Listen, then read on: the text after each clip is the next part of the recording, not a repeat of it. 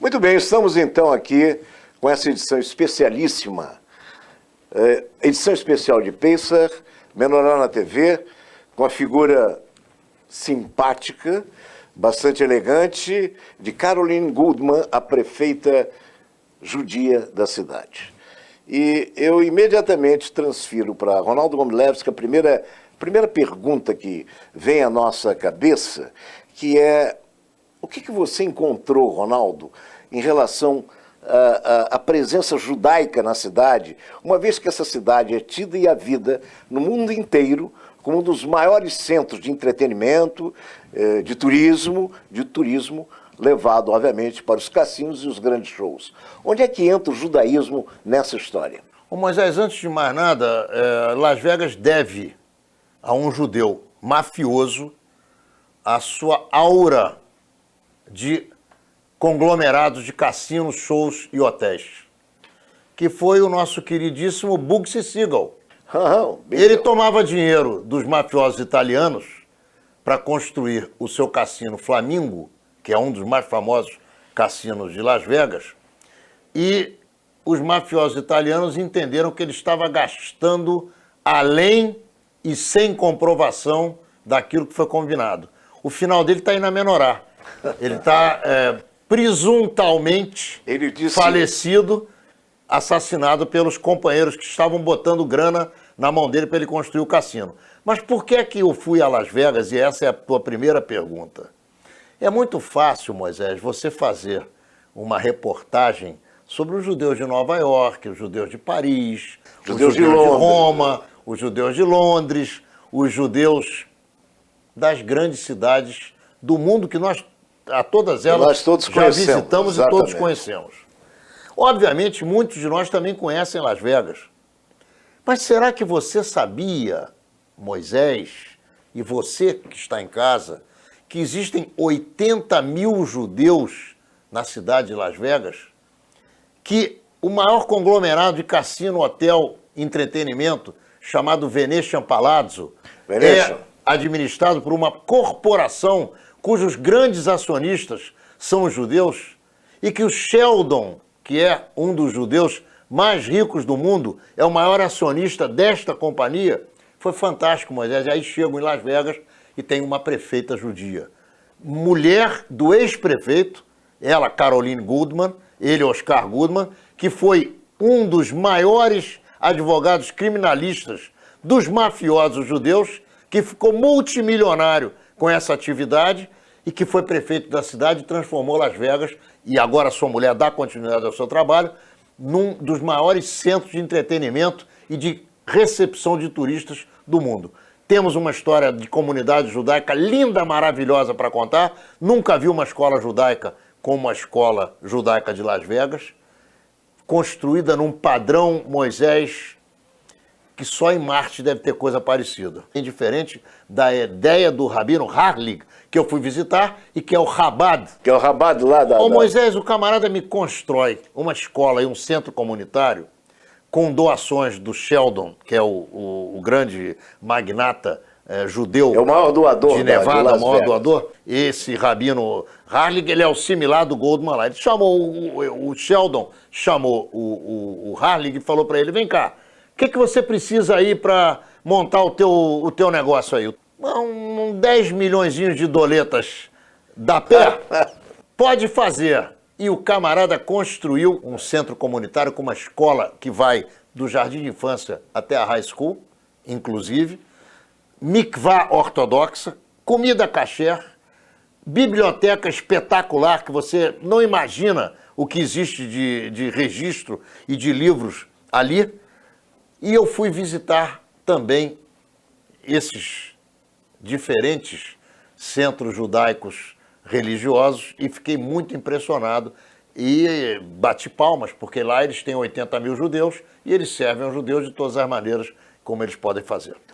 O que eu quero apenas para a gente encerrar este primeiro bloco, Ronaldo, é verificar o seguinte, que é um assunto bastante polêmico, que nos traz, logicamente, sempre a grande curiosidade, é essa presença que você falou da criação de Las Vegas através de um mafioso judeu. Existe também Em Las Vegas, até onde nós tivemos conhecimento, e eu, ao folhear aqui a Menorá, pude verificar, existe um museu que mostra a máfia judaica lá presente. E nós aqui de Menorá, como sempre, não temos aquela coisa de jogar a poeira para debaixo do tapete, porque falamos olho no olho. Pergunto a você, como é que é esse museu? Dá apenas um preâmbulo para que no próximo bloco nós possamos desenvolver. O museu é interativo, mas é espetacular. É realmente... Eu gosto de museus, eu gosto de obras de arte e eu gosto de história e geografia. Então eu tenho muito prazer. Mas eu vou te contar tudo isso no próximo bloco. O museu é interativo, você consegue usar as armas dos mafiosos e atirar com elas, sentir se você tem uma boa pontaria ou não. Você tem uma cadeira elétrica que você pode operar, que era a cadeira onde muitos mafiosos foram eletrocutados por sentença judicial. Você tem muitas fotografias, muitos objetos, você tem realmente uma qualidade de informação fantástica. Eu vou falar disso para você. Quero que você diga, inclusive, não só do Beggs, mas quero que você fale daquele que foi a grande figura de Meyer Lansky, que não só foi o grande articulador financeiro de toda a máfia, como depois, enfim, fique aí por segundo bloco para que Ronaldo Gomilevski nos conte mais coisas sobre Las Vegas e, em especial, sobre a máfia judaica em Las Vegas. Fique conosco. Estamos iniciando o segundo bloco, ainda com Ronaldo Gomilevski falando sobre Las Vegas. Fique aí, porque você vai ter não só informações importantes, como também, quem sabe, até uma boa inspiração para que o seu próximo destino seja Las Vegas. E sobre isso, eu também vou fazer uma pergunta ao Ronaldo daqui a pouco. Ronaldo, me fala então, como é que é esse museu judaico, esse museu da máfia judaica? Ele não é um museu da máfia judaica. Esse museu foi construído e foi idealizado por Oscar Goodman, que é o antigo prefeito, o advogado dos mafiosos e o marido da atual prefeita. Então, ele registrou, Moisés, com muita sabedoria, com muita inteligência, todos os movimentos da máfia nos Estados Unidos e também do cumprimento da legislação contra a máfia em cima dos mafiosos. Então você tem tribunais funcionando, é interessantíssimo, muito interessante. Eu quero falar um pouco dos judeus mafiosos. E não vou começar falando sobre o Meyer Lansky nem sobre o Bugsy Siegel. O Meyer Lansky, como você colocou, o gênio da máfia. Gênio financeiro. Porque ele era o homem da contabilidade, o homem que acertava os valores, acertava os ponteiros financeiros. Ele sabia sempre ponderar a atuação de cada um dos produtores. Isso. E ele era tido como o cérebro da máfia, enquanto os outros mafiosos irlandeses, escoceses e italianos eram considerados os músculos da máfia. Os grandes executivos. Havia o cérebro, que era o Meyer Lansky, e haviam os homens do tiro, ou do tiroteio, que eram os outros. Os executivos. Mas eu quero te contar a história de um cidadão que se transformou num dos maiores doadores da cidade de Las Vegas e que recebeu do governador de Nevada e do prefeito de Las Vegas a chave da cidade de Las Vegas e a chave do estado de Nevada. O nome dele é Mo Delitz, outro judeu, que você vê no museu, montado a cavalo, num cavalo maravilhoso, espetacular, aquele chapéu de cowboy, aquele aplombe, vamos dizer assim, de um grande senhor, um grand senhor da vida da cidade de Las Vegas. E você tem uma fotografia desse cidadão dando grana, pagando propina para um policial depois de um acidente automobilístico. Que maravilha. As câmeras dos paparazzi pegaram Mo Delitz dando grana a um policial e você tem essa fotografia tanto na Menorá quanto no cassino, no museu da máfia em Las Vegas. Você tem o Bugsy Siegel, que foi aquele que começou a entender que com o jogo legalizado ele poderia trazer toda a máfia de Nova York, de Chicago, para operar os cassinos em Las Vegas, e com isso ele conseguiu montar um grupo de financiadores que o acabou matando, porque desconfiou das contas dele. Você tem um rol de mafiosos judeus enorme que a Menorá classifica e traz para os nossos leitores e também para quem está nos vendo agora. Eu tenho certeza absoluta que você vai, nesse momento, estar observando, junto comigo, o rosto dos mafiosos judeus, que são vários. Tem um que se chamava Israel, o outro que se chamava Green, enfim. Eu já vi aqui alguns sobrenomes como Rosenthal, Exatamente. Alderman. É isso aí. Tem vários nomes. Sinto muito que nenhum desses tenha sido meu tataravô, porque hoje, de repente, eu estaria operando um cassino ou uma corporação de cassinos em Las Vegas. Mas o que eu quero dizer, Moisés, para encerrar o papo do museu, é que existe uma área no museu da máfia de Las Vegas onde você vê as famílias dos mafiosos, as matriarcas, os patriarcas e como eles se relacionavam com esses seus parentes que operavam na máfia. E eu quero dizer, Moisés, que se você for a Las Vegas, não perca o Mob Museum, que é exatamente o Museu da Máfia. Você vai se divertir, vai passar uma tarde agradabilíssima e vai colher informações que você jamais imaginou que poderiam existir. Muito bem, Ronaldo, vamos deixar a máfia no seu canto e vamos buscar, logicamente, outras coisas interessantes que você viu em Las Vegas, como os parques, o comércio em si, o desenvolvimento de cada uma das posições turísticas, os shows, os grandes restaurantes, enfim, o setor de compras, tudo isso que atrai um turista que pretenda, obviamente, visitar Las Vegas, além dos cassinos. Como você sabe, e você que já deve ter ido a Las Vegas também sabe, mas que você que não foi não sabe, Las Vegas tem uma rua principal chamada Boulevard Las Vegas, ou Las Vegas Boulevard. Essa rua tem um nome, tem um apelido de Strip, que é uma rua em linha reta, com alguns quilômetros, em que você pode visitar todos os hotéis maravilhosos que você não imagina que foram construídos um dia nesse mundo. Você tem o Bellagio, você tem o Mandalay Bay, que é o palco das reuniões de UFC, de Ultimate Fighting Championship, que são as lutas de artes marciais. Você tem o Excalibur, você tem o Venetian e o Palácio. Venetian, maravilhoso. Você tem o Mirage, você tem o Luxor. Você tem coisas do Arco da Velha, Moisés. Cada um dos hotéis com um show espetacular. Eu fui assistir o show que para mim era mais interessante, que era o show dos Beatles. Eu assisti esse show. A história dos Beatles contada através do Cirque du Soleil. É muito bom. Que é uma coisa espetacular. Você tem restaurantes fantásticos de todas as naturalidades, de todas as naturezas, de todas as condições alimentares. Você pode comer tanto Popeye Fried Chicken, quanto você pode comer no Zifirino, que é o melhor fettuccine de Roma.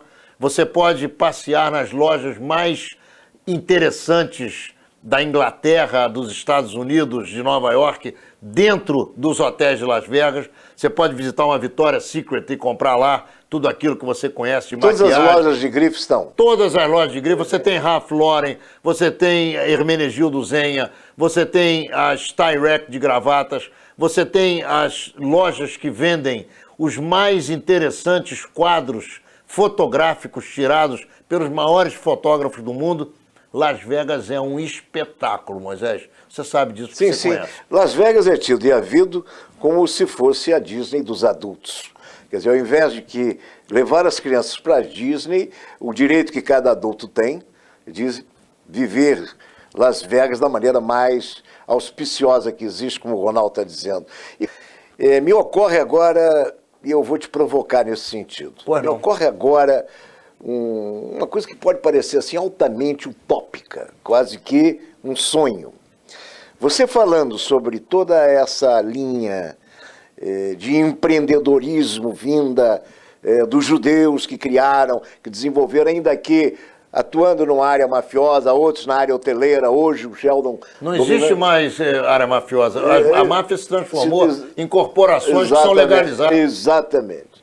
O que me ocorre é o seguinte, é que o grande passo dado pelos Estados Unidos da América, no sentido de criar no estado de Nevada, Las Vegas, foi de fazer algo parecido com o que fez Juscelino Kubitschek quando tirou a capital do estado do Rio de Janeiro, do estado da Guanabara, na época, e levou para Brasília, criando, portanto, essa coisa de nós rompermos o nosso país, abrindo estradas, levando desenvolvimento para o centro do país. A minha conversa com a prefeita foi de altíssimo nível. Eu fiquei muito feliz porque ela me recebeu com muito carinho, com muita qualidade na conversa, no papo. E a primeira coisa que ela fez foi me perguntar de onde você é. Eu falei, sou do Brasil. Falei, você é do Brasil? Ela já sabia, mas ela aprontou para mim. Eu sou do Brasil. Então espera um minutinho. Pegou o telefone celular, ligou lá e disse assim para mim, fala com a minha nora, porque ela é baiana. Ela nasceu na Bahia. Aí me colocou em contato com a nora. Que maravilha. Bati um papo ótimo de 1 minuto e meio com a nora dela, mas é algo inusitado e feliz. Coisa boa. É muito satisfatório você poder voltar a falar português, depois de 15 dias falando inglês, e falando do teu país, falando... Você ligou diretamente para Salvador? Ela ligou para... Não, a nora dela que vive lá. Ah, não, vive lá, casou vem com lá, o filho dela e foi morar em Las Vegas e hoje tem lá, se converteu ao judaísmo e tem lá um pimpolho soteropolitano judeu. E vivendo em Las Vegas. Vivendo em Las Vegas, um garotinho. Maravilha, lá. maravilha. Muito bem, então começou o papo com esse desgelo, vamos dizer assim. A prefeita me colocando absolutamente à vontade, me permitindo que conversasse com a nora dela e me pedindo, inclusive, que voltasse a procurar a família para podermos nos encontrar, mas era o meu último dia, praticamente, eu não tive tempo de dar seguimento a esse assunto social, vamos dizer assim. Conversando com a prefeita, no final da entrevista, eu perguntei a ela, em off, a senhora teria interesse de fazer da cidade de Las Vegas irmã gêmea da cidade do Rio de Janeiro? Ela me disse, olha, Ronaldo, com o maior prazer, eu teria o maior interesse, mas eu tenho outros interesses. A minha cidade tem outros interesses comerciais. Você quer ajudar o Rio de Janeiro e quer ajudar Las Vegas? Porque nós temos 200 mil passageiros do Rio de Janeiro para Las Vegas anualmente. Eu disse, com o maior prazer. Então, conversa com o prefeito e com o governador se eles têm interesse numa linha direta de aviação Rio-Las Vegas-Rio, ou Las Vegas-Rio. No último meio século, que eu comecei a viajar com 15 anos de idade, já viajei, conheço mais de 90 países e nunca vi prédio parecido com esse. Só olhando, e você que está vendo, está entendendo do que eu estou falando. Existe uma situação inusitada em Las Vegas que é a mistura de prédios faraônicos, como é o caso do Hotel Luxor, do Mandala Bay, do Venetian. Do Palazzo, da Torre Trump, que é toda dourada, parece que você está diante de um bloco grande de 100 andares de ouro, uma coisa louca. E quando o sol bate aqui, é uma coisa espetacular. Né? E você tem também o Hotel El Cortez, que foi o primeiro adquirido pelo Bugsy Siegel, era o primeiro cassino em Las Vegas. E é quase que uma hacienda mexicana, plano baixo, sem prédio, uma casa espetacular também pela originalidade, mas que se comparada com um Mirage Hotel, por exemplo, cabe num quarto do Hotel Mirage. Então, você tem essa diferença, essa dicotomia na arquitetura de Las Vegas. A cidade é linda, é interessantíssima, ela vive 24 horas por dia, ela não dorme. É uma cidade que não dorme, não tem sábado, não tem domingo, não tem segunda-feira. É um moto contínuo de atividades, de jogo, de shows, de cinema, de gente bonita e gente feia na rua, de gente bebendo, de gente comendo, enfim. Mas eu encontrei alguma coisa interessantíssima que você conhece e você que está em casa também sabe. Você sabe que em Las Vegas o camarada se casa 24 horas por dia, a qualquer momento, numa das capelas que tem todo o preparo para esse tipo de atividade, e você tem também na revista Menorá fotografia a respeito com texto, e você pode se divorciar 6 semanas depois. Que maravilha. E também um serviço 24 horas. Mas você tem que aturar a patroa 6 semanas, pelo menos. Que coisa interessante. Eu ia justamente querer comentar com você dentro dessa linha das capelas, né, dos casamentos, esse casamento tem um ritual, que é um ritual, ele envolve apenas um cerimonial de natureza civil ou um natural, ou ele envolve uma religiosidade? Não, é religioso e você tem um casamento judaico também. Ah, existe no mesmo também sistema, o judaico? é claro, Não? meu amigo. É? Sem dúvida nenhuma. E não obedece qualquer tipo de regra, regulamento? Não, obedece. A cidade de Las Vegas, o estado de Nevada, ele casa os cidadãos e as cidadãs dentro das capelas, também no civil. Agora, uma Capela pergunta. essa que pode ser judaica ou pode ser Ô, Ronaldo, de outra religião. dentro de uma linha bem atual que todos nós estamos vivendo no mundo inteiro, e aqui no Brasil muito mais ainda, e a relação homoafetiva também admite em Las Vegas o casamento? Ô Moisés, dizem que essa fruta está nascendo com grande volúpia em todas as cidades que são cidades artísticas do mundo, como Rio de Janeiro, como São Francisco, como Las Vegas. Você vê a homoafetividade graçando tranquilamente, homens de mão dada, homens se beijando. Isso hoje em dia é natural, Moisés. E dizem que deve ser bom, porque eu nunca vi viado virar homem, mas homem virar viado tá cheio por aí, não é não? Que maravilha. É isso aí. Muito